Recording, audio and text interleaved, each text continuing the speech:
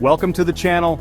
In this video, we'll quickly learn how to unpivot data using DAX table measures in Power BI. Let's dive right in.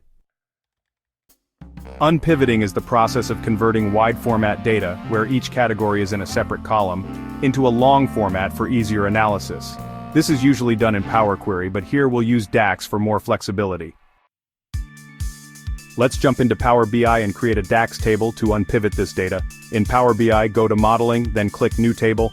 Enter this basic DAX formula to unpivot columns: DAX unpivoted data = union select columns, sales data, month, Jan, sales data, Jan. Select columns, sales data, month, Feb, sales data, Feb. Select columns, sales data, month, Mar, sales data, Mar.